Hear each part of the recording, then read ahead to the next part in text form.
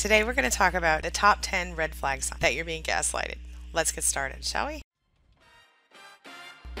If you've ever had a friend or a family member or a coworker who is a narcissist or who suffers from NPD, narcissistic personality disorder, then chances are that you've been the victim of gaslighting. Am I right? In case you're not sure what it is, gaslighting is a manipulation technique that narcissists will use to get what they want from supply or victims. It's like this. They engage in gaslighting in order to create a reaction. Whether it's anger, frustration, sadness, they're trying to get a reaction out of you, the person they're dealing with. When that person reacts, when you react, the narcissist wants you to feel uncomfortable, so they will do that. They want you to feel insecure. They make that happen by acting like your feelings aren't normal and aren't rational. I hear this from my clients all the time. I just spoke to a client today who she's doing so great with her recovery, but she still has those moments of, am I right? She doubts herself, and we all do it. We all have the ability to doubt ourselves. So the best thing that you can do is change your mind. Gaslighters make you feel crazy because they act like your reaction to their abuse is not rational.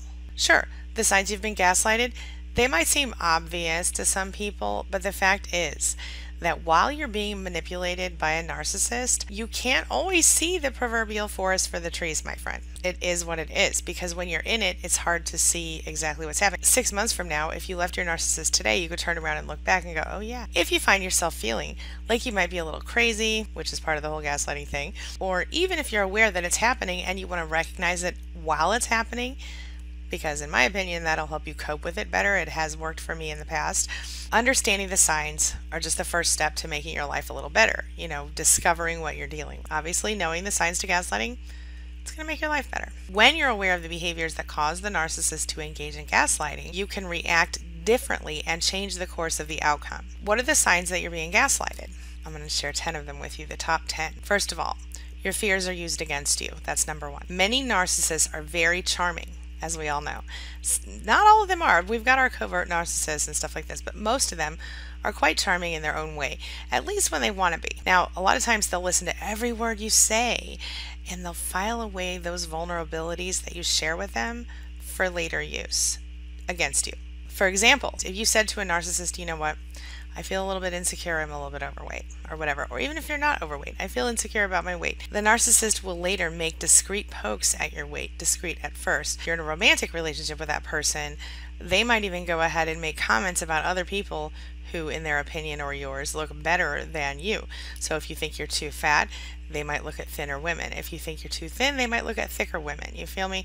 Because everybody has a different thing they're into. Inevitably, if you've complained about your weight to the narcissist, whatever you are is the thing, they'll be looking at the opposite just to make you feel insecure about yourself. Your fears are used against you in gaslighting. That's the number one sign. Remember, the narcissist has an ultimate goal, and that is to make you doubt yourself, because that makes you more dependent on him or her. Number two, you don't know your own mind. What do I mean by that? Some narcissists will claim to know what you're thinking or what other people are thinking. And if you deny that you think what they think you think, they might just think you're lying and tell you so to your face. They might just make a little face or gesture, oh yeah, right, whatever, to indicate it. Or in the most extreme cases of NPD, they might actually tell you that you're lying and accuse you of lying to yourself. And no, I am not playing games. Y'all know it's true. Because of course, as narcissists, they can't be wrong even about what the private thoughts inside your own head are.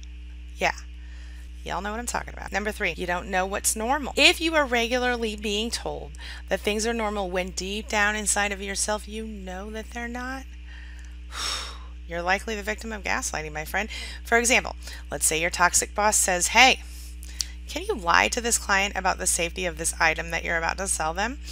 And you go, no, that's not ethical. When you refuse, the boss might go, dude, lady, all employees lie on behalf of their employers, and if you don't want to be a team player, well, maybe you should find another position. The same could go in a marriage. If a husband and a narcissistic wife, let's say, well, the narcissistic wife might say, hey, can you lie to our children and tell them that I spent their dinner money on something else instead of gambling? And the husband might say, no, tell them the truth. Wife, might say, oh, why won't you lie for your wife? All husbands lie for their wives. When you don't do what they expect you to do, go against your confidence by saying things like, everybody else will do it, so why won't you? Next up, you're diagnosed with major issues. Not by a doctor, by the narcissist. So when a narcissist is lying or manipulating a friend, a coworker, a loved one, whatever, and doesn't get their way, well, the narcissist may just turn up the intensity by questioning the person's sanity, their entire self. You might be called paranoid, you might be called stressed out, you might be called too sensitive or hormonal. A narcissist might even tell you that you need therapy or meds to get through it. Again, it's all about being in control. It's not about anything else. It's about the narcissist being in control. The narcissist does not care that it hurts you. The narcissist actually is kind of amused by that sometimes. It's all about control. They will do anything to stay in control, even at the expense of people they claim to love. They will go so far as to not even know their own child. That's how far they will go in order to get what they want. You feel me?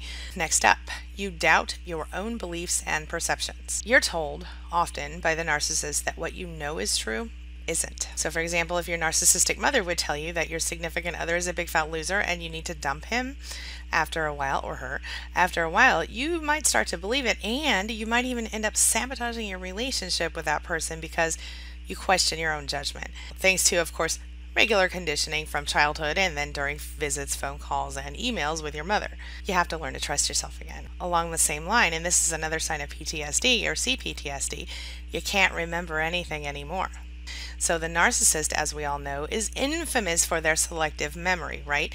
They will deny that they've said something that upset you, especially if you say, hey, you really upset me. Even if you directly confront them, they will deny it. In fact, sometimes they might say to you, you're a big old piece of crap. And you turn around and look at them and say, did you really just say I'm a big old piece of crap? And they would say, no, I didn't say that. That's not what I said. And even if you had them on a recording saying it, they would say, well, I didn't mean it like that. You know what I'm saying?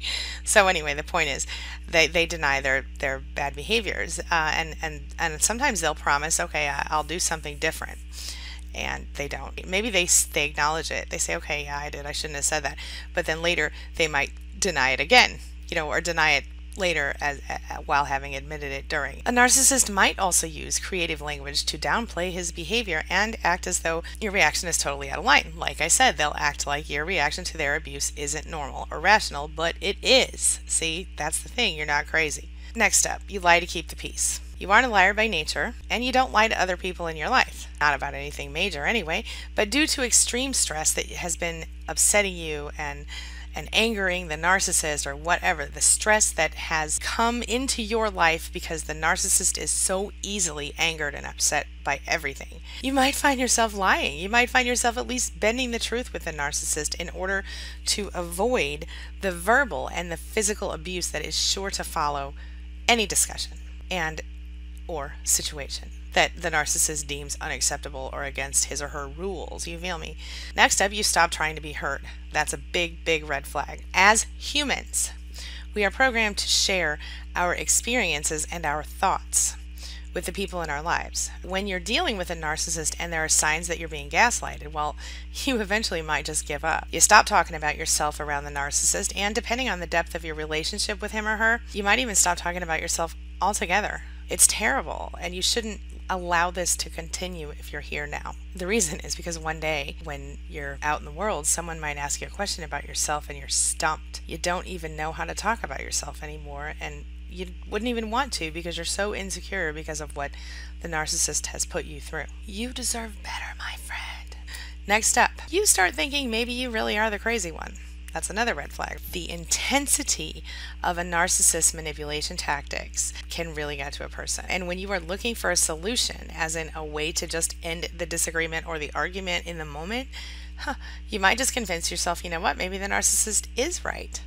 Maybe there are things I could be doing better. Maybe his or her behavior was a logical reaction to my mistakes. No, they weren't. Maybe you start to believe that you're the one who owes the narcissist an apology.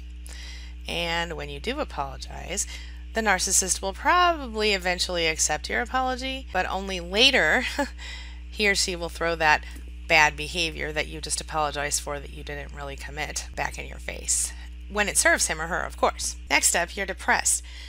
As the narcissist wears down a victim, he or she may become incredibly depressed and anxious. You'll constantly question yourself, and you'll feel pretty hopeless. If you're in this situation, you might feel exhausted from the roller coaster ride that your narcissist has just taken you on. You might even think that you're a little bit oversensitive thanks to the NPD manipulation tactics that you're being subjected to. So you get confused, you start to feel disoriented, and thanks to all those references to your paranoia and memory issues, you're likely to seek help for depression rather than the actual problem, which of course is the gaslighting narcissist in your life. Even the so-called normal relationships in our lives can suffer from misunderstandings and miscommunications, but when someone starts using the manipulation tactics involved in gaslighting, chances are they might also be a narcissist. If you're going to maintain a sense of self, you've got to start making some changes in your life. Let's just get ready to wrap it up. Do you recognize any of the signs that I shared with you today as signs of gaslighting as part of your reality?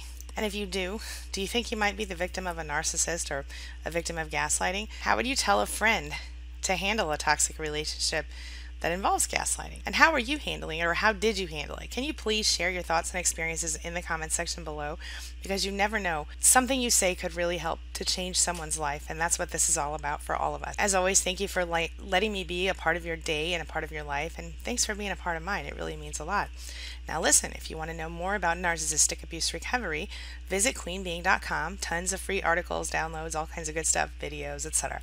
Subscribe to this channel. I talk about narcissism and recovery and positive good things, usually every single day. And check out books AngieWrote.com. Those are my books. Visit narcissisticabuserecovery.online to check out my appointment system and schedule an appointment with me.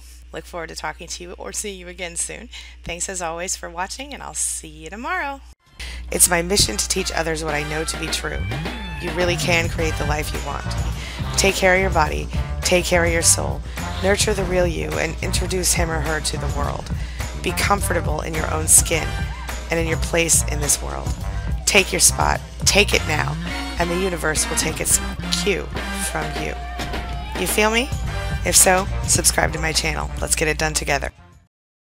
Good morning, survivors, and happy Wednesday. It's Angie. Today we're going to talk about 10 signs that you're on the road to recovery. All right, let's do it. My name is Angie Atkinson, and this channel is all about teaching you what I know to be true. You really can create the life you want. The first sign that you're on the road to recovery from narcissistic abuse is that you develop a greater willingness to take risks. You stop being afraid. You realize that playing it safe is a sure sign that nothing awesome will happen. Yeah, obviously playing it safe, something bad might not happen if you play it safe, but also something great might not happen. Now, am I telling you to risk your life? No, but I am telling you to take small risks. It does lead to better success. The second sign you're on the road to recovery from narcissistic abuse is more integrity. Now, I'm not saying you didn't have integrity before, but the fact is that success involves sometimes other people. And one of the most effective ways to build relationships is to demonstrate integrity. So you're going to become, and when I'm talking about healthy relationships, obviously, so you're going to find yourself doing the right thing even when no one's watching, and it's going to become a habit. You might already be doing that anyway, but that's one sign that you will be closer to being recovered from narcissistic abuse. Number 3, the ability to deal with obstacles and setbacks is another sign that you're closer to being recovered from narcissistic abuse. I think we're always going to be in recovery a little bit, but obviously the closer you get to being a whole person, the better it feels. And so the more you attempt, the more challenges you face. Then pretty soon you're going to learn that the phenomena aren't that big of a deal. You just deal with them and you move on toward your goals when you have a setback or an obstacle. See? So see it as a stepping stone rather than a setback. Number 4, gratitude. I tell you every day, think of 10 things you're grateful for and 3 things you love about yourself. Gratitude. The more you attempt to accomplish, the more you're going to appreciate the many blessings that you already have. And so when you take a point of appreciating the blessings that you already have, of course, you're a little closer to success anyway. There's a lot more there than you realize, isn't there? Number 5, and this is a big one. You become less concerned with what other people think of you. You become less concerned with other people's opinions. You find that many of the least successful people that you know are those who are most concerned with the opinions of others. So they become paralyzed by fear. They refuse to do anything to that might lead to failure or criticism. And so because of that, they never take a risk, they never become successful, and a lot of times those people stay in relationships forever with bad, toxic people. They don't recover. Of course, you have to raise your standards. So that's number 6, raise your standards. When you raise your standards, you keep going forward. So once you become satisfied, you stop making progress. So when you raise your standards, you create a new floor for your behavior and your results. And I don't mean your standards as far as other people, although that also helps if you've been with a narcissist. I mean your standards for yourself. So that means raising your standards with yourself and with other people, all right?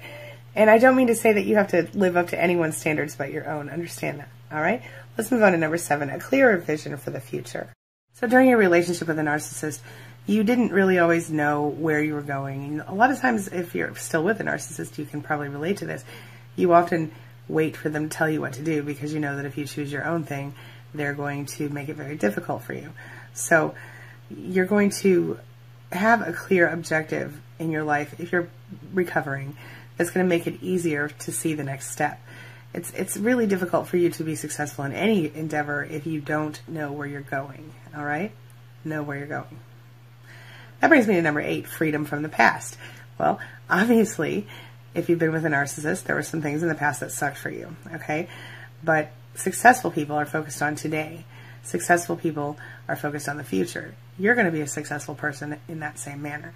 So you don't have to worry about what happened 10 years ago or 10 minutes ago or 10 days ago. Just worry about from now forward. Choose your path. Choose your own freedom. Choose yourself. Number 9, more self-discipline. I know, right? Like you haven't had enough already? But people who struggle with success, people who struggle with being happy, imagine that their success would require amazing effort and spectacular accomplishments. As it turns out, success is kind of boring 99% of the time. But it is the result of taking effective, often boring actions throughout every day. So as we grow in our recovery, we will develop a new kind of self-discipline, not being disciplined by anyone outside of ourselves. Do you see where the difference? All right, and that brings me to number 10, which is something I'm pretty good at. It's the ability to laugh at yourself. When you see what success entails, you laugh at yourself. You enjoy your life and your success and your happiness on a regular basis. The fact is, when you're dealing with a narcissist, it's very difficult to even laugh at all sometimes. But some successes are easier to witness than others to achieve. You know, it's easy to measure your bank account or your body weight. Other successes are more subtle and can take longer periods of time, like narcissistic abuse. This is something that is an ongoing personal evolution, if that makes any sense. However, you know, like I said, there are signs you can expect to see along the way. And if you're focused on the positive, happy part of it, these are the signs that you can see. So I know it's not easy. I know it's hard to deal with a narcissist and the abuse that you've experienced through him or her. But if you keep your eyes open, you can see little signs along the way that it's getting better. Every time you see a sign, you will see a big boost of motivation in yourself and your life, and you'll know that you're on the right path. And that, my friend, is what it's all about. You feel me? All right. I'm going to wrap up for now. I'm sorry I'm late. I woke up late this morning. I've already taken Sophie to school, and I'm going to hopefully get this video up very quickly today so that you can have it within a reasonable amount of time. Oh, and since I'm running ridiculously late, I am just about to have my very first cup of coffee today, which is late, but it's a coffee cup that says my dad's the best because it's a coffee cup we bought for my husband a few years ago for Father's Day. All right, I'm wrapping up. Oh, and I'm going to play you out with Sophie doing her little dance last night. It was really cute. I'll see you soon. Have a wonderful day, everybody, and thanks for being a part of my day and a part of my life. And as always, thanks for letting me be a part of yours. It really does mean a lot to me.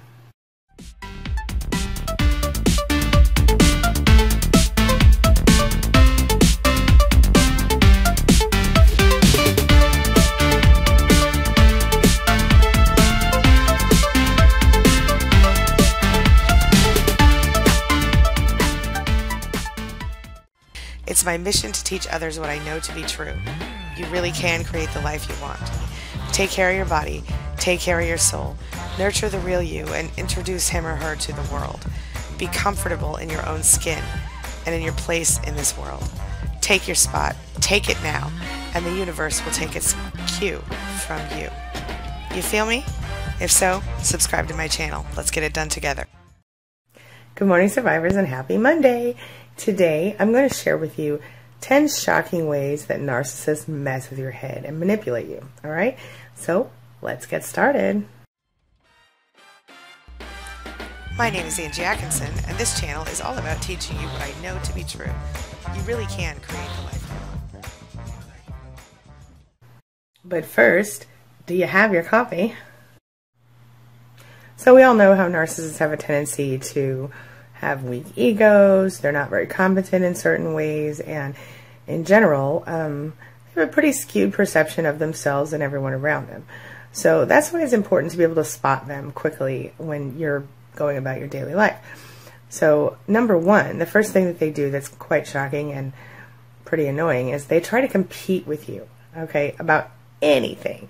You know, they're very well known because they have fragile egos. They're very self-centered. They lack perspective, all of this stuff. But the very moment that you try to be yourself, improve yourself, or advance yourself in any way, a narcissist will start trying to take that away from you. They will belittle you, reduce you, do anything they can to make you feel like less than, okay? Because the very best way that they can as a fragile ego type, the very best way that they can feel better for themselves is to take someone else down a couple notches. It's unfortunate, but it's true.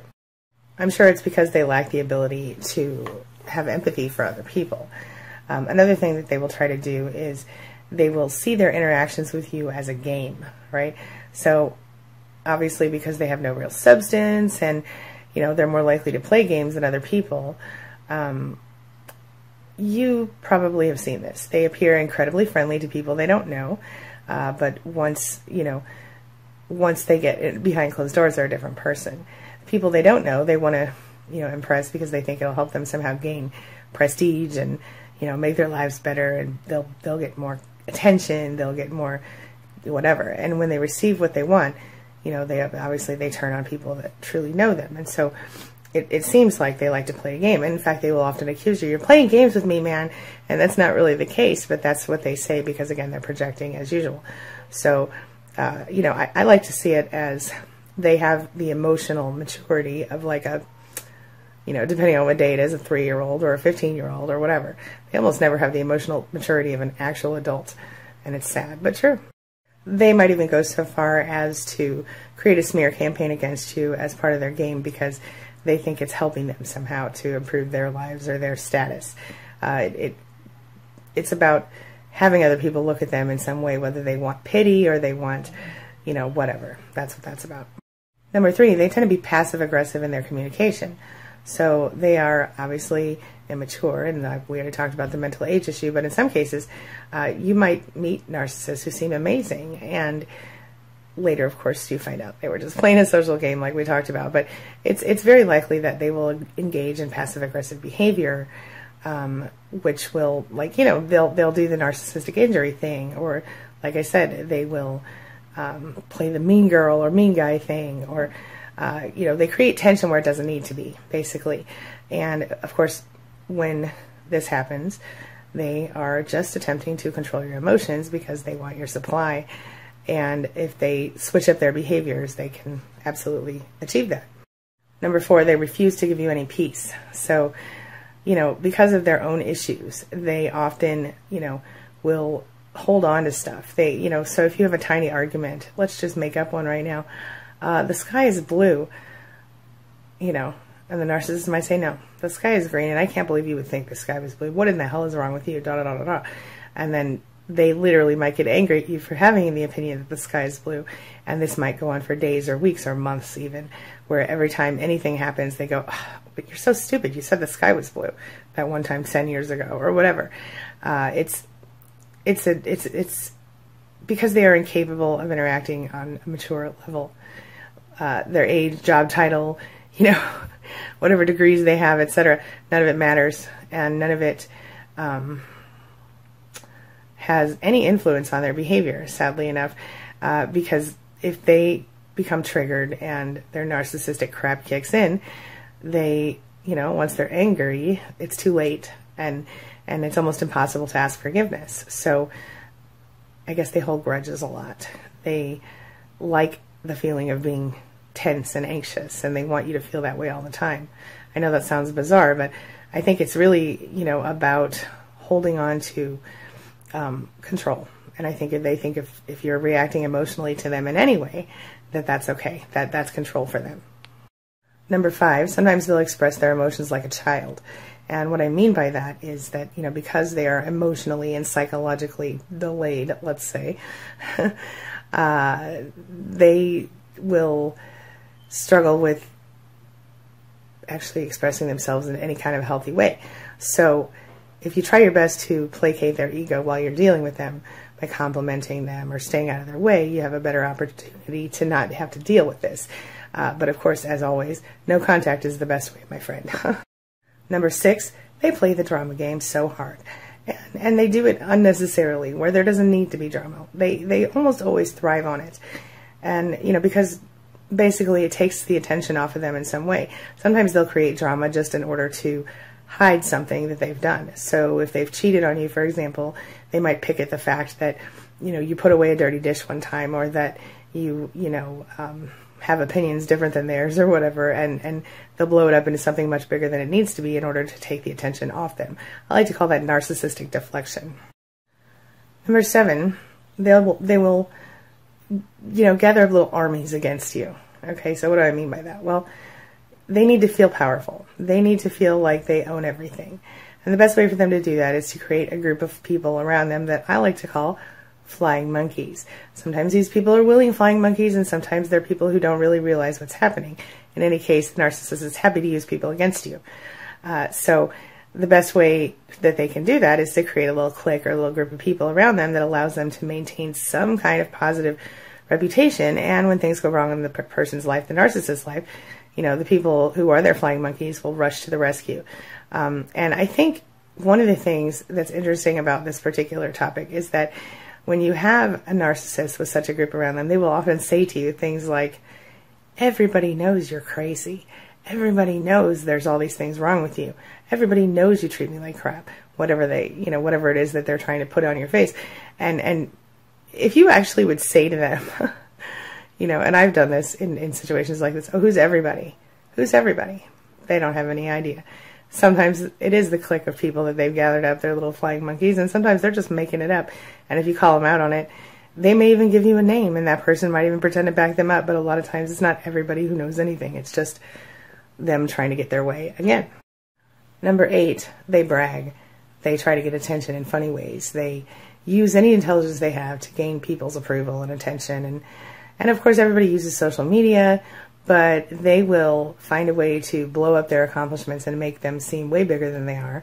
A lot of times through social media, not always, but depending on the age of the narcissist, social media may be a big tool for them, and they may use it to get supply. For example, when you get in an argument with a narcissist, you might find that they post a bunch of negative crap on their page about you.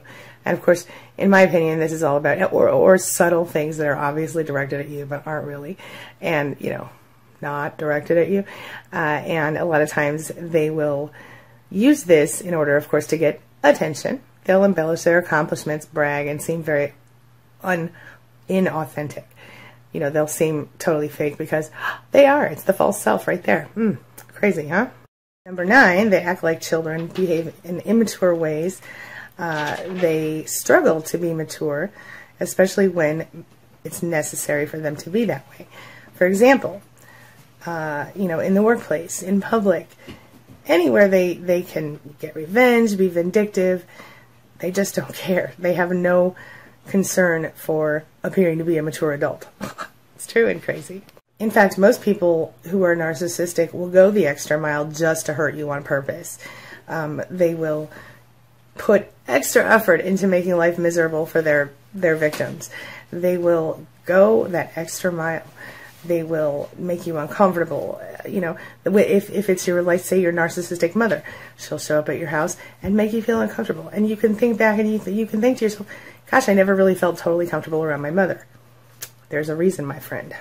Number 10 goes back to the flying monkeys again, because they will pull in other people, sometimes people in your church, people in your neighborhood, other parents from school, just random people sometimes to work against you, especially if they're angry with you. They'll smear campaign the crap out of you, and they don't care who they hurt or who, especially you, or who has to be involved to do it. They will stoop to any level. There's literally nothing a narcissist will not do to get what they want, I don't think. So something to think about. I mean, most of them won't kill somebody, but they're, while not all narcissists are sociopaths or psychopaths, I think all sociopaths and psychopaths are narcissists. So something to think about. All right, I'm going to wrap up. I've got to get Sophie to school and get my day started. So you guys have a wonderful day. I'll see you later today for another video. And as always, thanks for letting me be a part of your day and a part of your life. And hey, thanks for being a part of mine. It really does mean a lot to me. It's my mission to teach others what I know to be true. You really can create the life you want. Take care of your body, take care of your soul, nurture the real you, and introduce him or her to the world. Be comfortable in your own skin and in your place in this world. Take your spot, take it now, and the universe will take its cue from you. You feel me? If so, subscribe to my channel. Let's get it done together. Hey survivors, it's Angie Atkinson, and today at queenbeing.com we're going to talk about why it's so hard to get over a narcissist and why it's even harder than it is to get over someone who isn't a narcissist, if that makes any sense. It will by the end of this video. Alright, let's get started. My name is Angie Atkinson, and this channel is all about teaching you what I know to be true. You really can create the life you want. So a lot of times, in most cases, people who have been with a narcissist tend to express similar feelings about the relationships and almost identical situations about the relationships, things that have happened in the relationship. So, look, I know for me, recovery felt like it was going to be like almost impossible, okay? And so even though, you move on and you become less invested in stuff, it definitely changes the way that you live the rest of your life from that point forward. Part of it, yeah, and depending on your own personal choices and what you decide you're going to do, you may choose to move forward with, a new renewed spirit, new passion for life, all these things, or you can choose to move forward like being totally burnt and feeling angry and pissed off at the world. Either way, you're going to go on. Now, I don't know about you, but I would much rather go forward with a happier, stronger, more me kind of attitude. How about you? Well, so what we're going to do is we're going to go through and we're going to talk about, the different ways, different stages, why it's so different. Okay, because generally, breakups and divorces, all these things are in fact known to be almost as, or even more so in certain studies, more painful than watching someone die that you love or losing someone that you love through death. Because when you lose a person through divorce, essentially, or breaking up, essentially they go out of your life, right? And what happens is a lot of times we recognize that the person we thought they were never existed, and that is incredibly devastating for just about everybody, right? So you go through the standard stages of grief, but while in a lot of relationships you get a certain amount of closure, that never happens with a narcissist. The movie with Humphrey Bogart and Ingrid Bergman, what was it called? They did a Casablanca. At the end, when their relationship goes away, as they're saying goodbye, they say, "Oh, we'll always have Paris," right? Well, because Paris in that case represents every promise that he made to her, she made to him, every moment they spent, all of those things. They could remember Paris and have fond memories. Well, it doesn't work with narcissists, because they literally take everything that you thought was true and they twist it and break it and make it untrue. So yeah, a lot of people say they feel shocked, they feel shell-shocked, they feel blown over, they feel blown away. And so anyway, I'm going to give you 4 reasons today that explain why it's so hard to get over a narcissist, why it's so much harder than it is to get over a different relationship or a normal relationship. All right, so more reasons for that. Here we go. So reason number 1, nothing is what you thought it was. It's incredibly painful because the thing is that what you thought happened didn't happen. Okay, so when you have understood that what you thought was about both of you was actually only about the narcissist and what you could do for the narcissist, um, it's devastating. It's devastating because you start to think about every single moment when you really believed, oh my God, that was my soulmate, this person was perfect for me, everything seems so natural. And you find yourself kind of rehashing it over and over in your head. And if you're anything like me, you're like, how did I let this happen to me? I know better than this. Even if you didn't know better for sure, you kind of knew better, right? Okay, so this wounds us to the core. And of course, brings us right to point number 2, which is hindsight. Good Lord, hindsight is always 20/20, isn't it? Yeah, the thing is that we all, as intelligent people, we know, okay, there are certain red flags about people that we should know about, right? But what happens is that when you split up, everything that you knew instinctively was a red flag suddenly is like, oh yeah, what about this? Pop, pop, pop, pop, pop, pop, all in your head, right? So what happens is that everything you missed in the initial thing, everything you let slide, we let things slide in the beginning of a new relationship, because maybe we're having such great sex, we just don't notice that the person never, ever, ever, ever, ever asks about ourselves, asks us. Or maybe we're having such a good time with them, having fun, doing new crazy things, that we don't notice that we've been together for 2 years and we don't know anything about the person. Who's their family? Do they have siblings? We don't know. We're too busy hanging out, having fun. And the point is, that there are just layers and layers of lies, untruths, hidden things, and you end up questioning literally every single thing in your life when you go through this. And it's especially disconcerting and upsetting when you find someone who has been your partner, who has been the person next to you for all of this time, and they suddenly realize that a lot of their actions had to do with making you feel crazy on purpose. Do you see what I'm saying? So that's where it all begins. I think more than anything, the gaslighting is incredibly painful because it is realizing that you literally kind of said, here, I'll take whatever you got without realizing it. Because when you start to realize that in your efforts to keep the narcissist happy, you ended up kind of being in on it with them, kind of allowing them to treat you like you didn't matter, like you were less than. It makes you kind of, it causes flashbacks, especially if you've got complex post-traumatic stress disorder as a side effect of narcissistic abuse. You end up reliving those emotional moments, over and over, the pain, the arguments, the disrespect, the way your stomach would feel when you heard the tires in the driveway or whatever, and certainly that doesn't help you in your recovery at all. Okay, well, that brings me right to point number 3. You feel kind of like a fool, right? So if once you get through the part where you're sad and angry and all this stuff, you without realizing it, you turn yourself into what you would consider a fool if you saw the situation from the outside. So we become like insecurely attached to a narcissist, and we are then more likely to fall into this self-criticism pit where we beat ourselves up. We figure that everything that we've been through, everything that we come up to at this point, all of our challenges have been because of our own bad character, because we're not seeing the narcissist as someone like a mistake, like we made a mistake with the narcissist. We see that anything that we've done caused our abuse. We think that, only someone as dumb and naive or stupid as I am could think, and you're not stupid, you're not dumb. Maybe, naive, I don't know, maybe you were naive to believe that there was humanity in a person, but you can't beat yourself up like that. There really wasn't anything wrong with you. You really didn't do anything to deserve the treatment.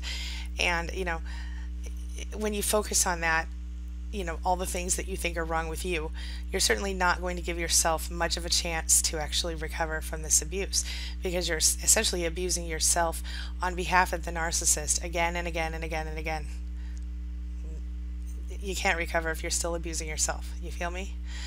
So it's one thing to take responsibility for the abuse, in the respect of, okay, I made the mistake of allowing this person into my life, and I made the mistake of staying with that person. I decided, that I would marry or live with or whatever that person. I was scared to leave when I knew I should. All the chances, if you stayed with them after they cheated, you would worry. Then you come back around and you're like, I should have never got with that person in the first place. Then you go over all the red flags again and you think, I'm so stupid. Why did I do that? When we criticize ourselves, when we focus on all the bad parts, we are so more likely to get caught up in this cycle, this cyclone or whatever, where we once again are stuck and we can't get through it. Those of us who survived narcissistic abuse, we tend to self-blame. We tend to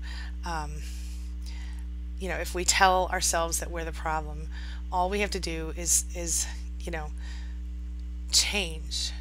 That's what we think. And so we are really good at changing. We are really good, those of us who are empathic, are really good at changing our mind, changing everything. You know what, maybe I am really the problem. Maybe I can change this and everything will be okay. I know I tried it. I tried it so hard so many times it doesn't work. It doesn't work because certainly we can always improve ourselves, but we certainly can't change anyone else, and nothing we do will change anyone else unless they choose to allow us to help them change, okay? A narcissist almost never does that. And that kind of brings me to number 4. Because the fact is the narcissist never had any intention of changing, and so no matter how much they pretended they would or how much they acted like you could help them or you thought that you could help them, you couldn't, and it wasn't your fault, it was them, because they didn't have any desire to change or intention of changing. They still don't believe anything's wrong with them. So number 4, you feel utterly powerless, don't you?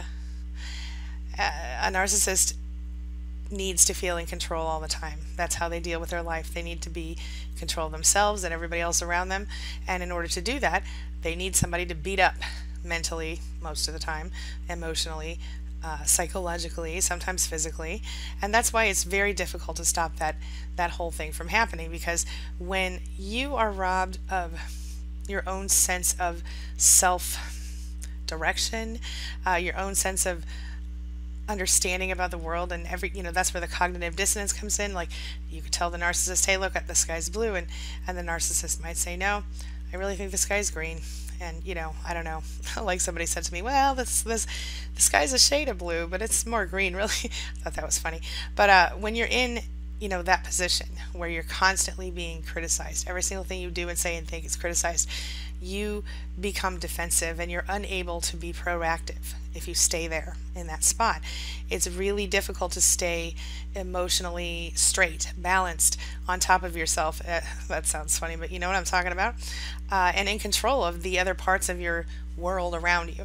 Okay, so of course superficially you can, and so you'll see that a lot of times when you go through abuse, you may have the appearance of someone who gets along with everything just fine. You're on autopilot.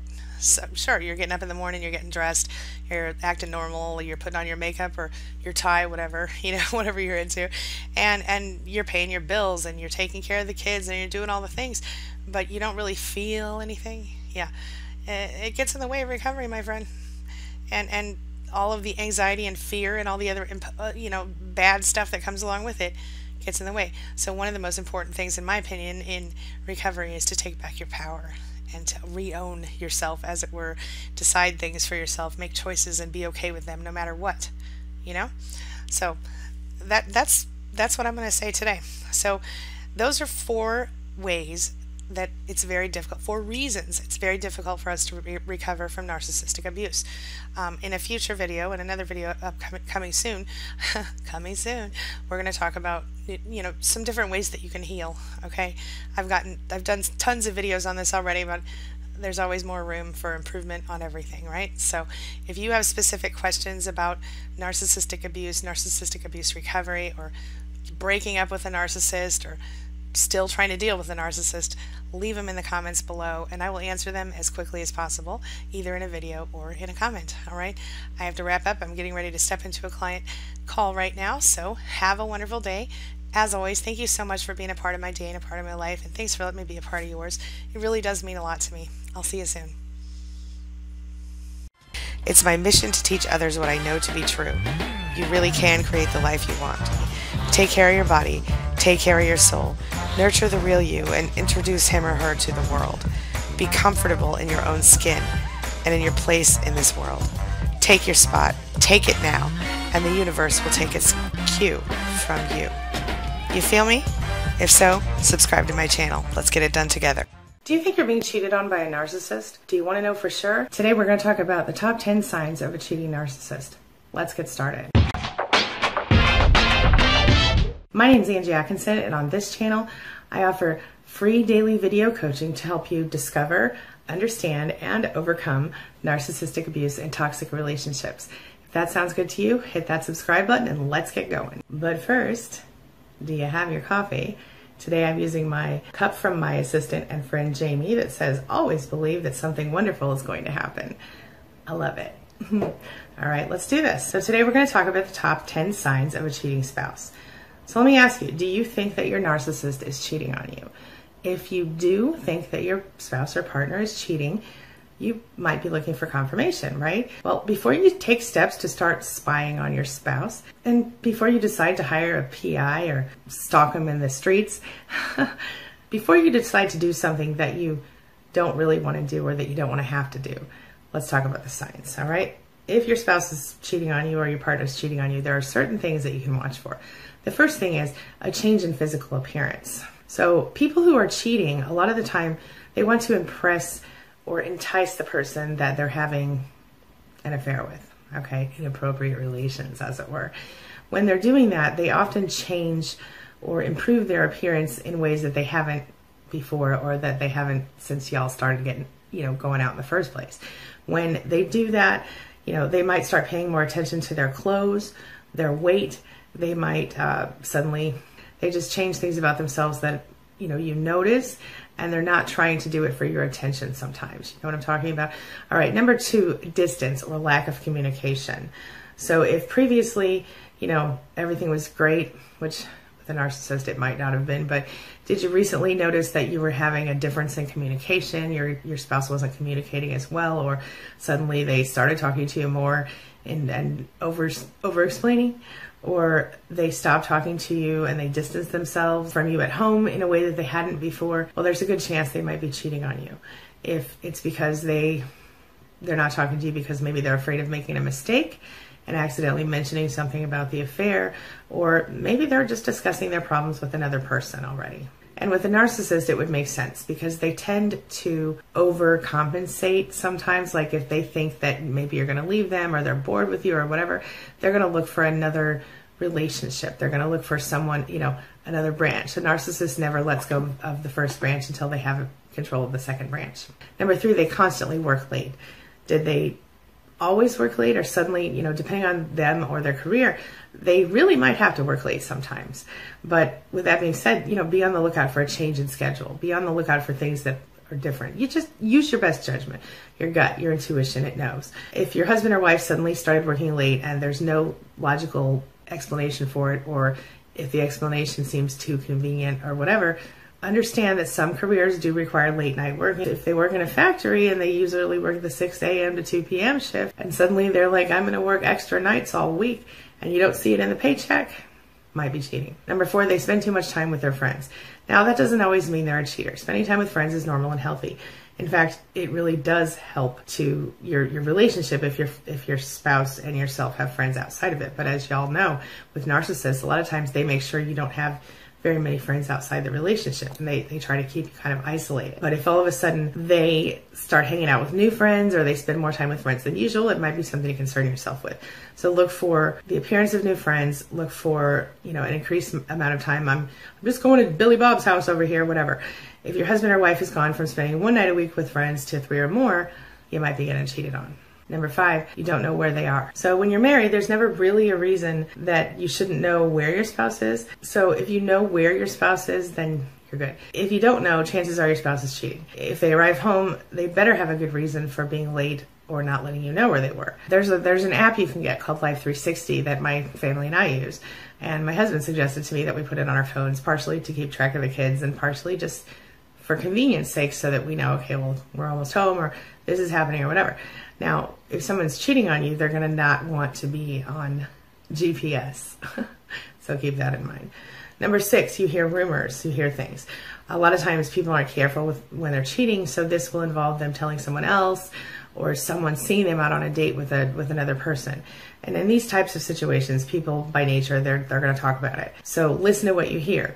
If people are telling you that your spouse is cheating, there's probably a reason for that, and it might be time to start listening. Number 7, no sex. If your relationship has recently become sex-free or the sex has changed, it's less often or more often, there's a good chance that your spouse is cheating on you.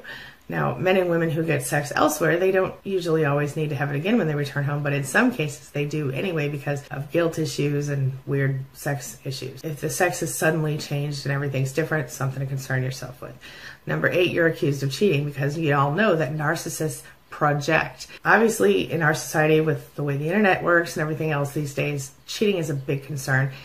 Half of all marriages end in divorce, and I would bet that a large percentage of those are due to cheating. If your spouse accuses you of cheating, if you have displayed behavior that leads them to that conclusion, there's a good reason, for them to say that. But in most cases, if you haven't, there's a good chance that they're accusing you of cheating because it makes themselves feel less guilty. Projection. Common narcissistic behavior. Number 9, hearing the phrase, "Oh, we're just friends." Yeah, the "just friends" phrase is a big sign of a cheater.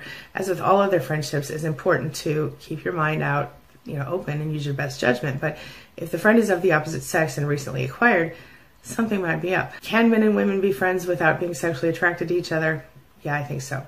Does it happen where a married person hooks up with a friend of the opposite sex that is separate from your spouse? If your spouse is friends with someone of the opposite sex, you should also be friends with him if you can, but that doesn't mean that it's clear. I just talked to a client yesterday who was telling me that she was in a situation where her spouse was cheating with 2 other people, and he would bring those people to their home for holidays and stuff and pretend that they were friends, and they kind of got off knowing they were cheating with him, and he kind of got off on it while the wife was being clueless and trying to be friends with these women. That's a typical narcissist for you. Just let's dig it in a little deeper, Number 10, bad feelings. If you feel in your gut that something is wrong, it might be wrong. Bad feelings are not something that should be easily dismissed in this case. If you have a reason to believe that your narcissist is cheating on you, they really might be cheating on you. If you don't want to be in a relationship with a cheater, if you want a monogamous relationship, you have a right to have one. Please follow your heart here. Don't just give up because it's easier. Don't just let them do it because it makes your life easier. If you really want to be in a monogamous relationship, you deserve to have that. Do what you need to do to find out if they're actually cheating. These steps might involve getting a PI. So those are my 10 signs. Later today, I'm going to show you a video. It's already done actually. I just have to finish editing it, about how to spy on a cheater. And if you guys like that video, I'll produce more along that line. I've got some material that I'll give to you as well if you're interested. So let me know your thoughts in the comments. Now, here it is time for the question of the day. And the question of the day is, have you been cheated on by a narcissist? And if you were, how did you find out? I would love to see your tips in the comments below. I will use them in a future video. And if you don't want me to use your name, just say that. That's okay. But I'm really interested in knowing what you guys have to say about this, because I'd like to help other survivors to figure their stuff out too. Okay? That's all I've got for you today. Have a wonderful day. Thank you so much for being here. Thank you for being a part of my day and a part of my life, and thanks for letting me be a part of yours. It really does mean a lot to me. One more thing, I'll be here later today for Talk to Me Tuesday Live at 1 p.m. Central Time, so make sure you pop in if you can, if you have any questions you'd like me to answer live. All right? I'll see you then, and stay tuned for another video. Have a wonderful week. Happy Tax Day. See you soon. It's my mission to teach others what I know to be true. You really can create the life you want. Take care of your body, take care of your soul, nurture the real you, and introduce him or her to the world. Be comfortable in your own skin and in your place in this world. Take your spot, take it now, and the universe will take its cue from you.